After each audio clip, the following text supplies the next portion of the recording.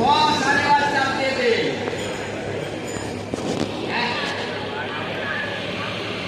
આગળ તમે બોલો તરત કહેવાનું રવિ મારું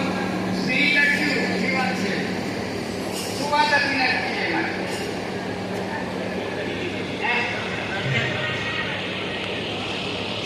દર્શન કરવાના પણ શાની દ્રષ્ટિની વાત હતી અંત સમયે દ્રષ્ટિ શું હતી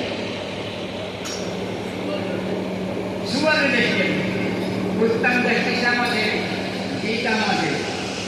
ઉત્તમમાં ઉત્તમ દ્રષ્ટિ અર્જુને જોઈ દિવ્ય દ્રષ્ટિ શું જોયું એટલે હું ભગવાન જોયા ભગવાને મોટું શરૂ કરીને દેવર્ષિ નામે ત્યારે જ્યારે રથની અંદર બેસેલા હતા અને પાટના હાથ બધું મૂકી દીધું અને પછી નિરાશ થઈ ગયા તમારા કાકા છે બધા આ દ્રોણાચાર્યના ભણાયા હતા એ છે હવે એમની જોડેથી મારે એમનો બધાનો નાશ કરવાનો આ લોહી વાળું મારે ગાદી જોઈતી નથી સત્તા જોઈતી આમ હતું પણ એમના દિવ્ય દ્રષ્ટિ હતી ભગવાને વિરાટ સ્વરૂપ હતા ઘણું બધું એટલે શું કીધું 800 શ્લોક કીધા કેટલા છેલ્લે સમજી ગયા આ કોણા ગમે એટલું ઘર થાય ગમે એટલું ગયા ના સમજો એટલે ના સમજો દોરી બદલાય હા એનો વડ છોડે હું ના સમજો કે ના સમજો તારે જે કરવું એ કર પથ્થર ઉપર પણ મોડી ગઈ ને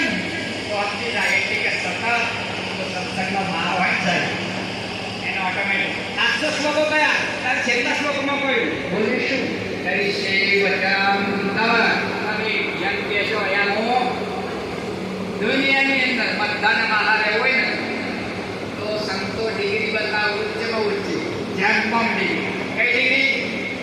જેમ કે એમ આપણે કરવું મારી જીભ પડે આપણો શરીર કરવાનું પણ મળતું પેલો કોણી લઈ આવી ભાઈ ના લાવો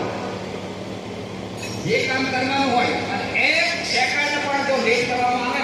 જર્મની જીતી ભાઈ પાણી લાવજે માર દેવો એ લાવું છું આપણે રોટલી બનાવું અડધો કલાક મોડું ઉઠલું હોય ને એમ શું કહેવાય વ્યક્તિના જીવનની અંદર આળસે જીવતા માણસની ખબર છે ભલે જીવતું હોય ભલે મરેલો માનવું એવું ધર્મગ્રંથ વગેરે છે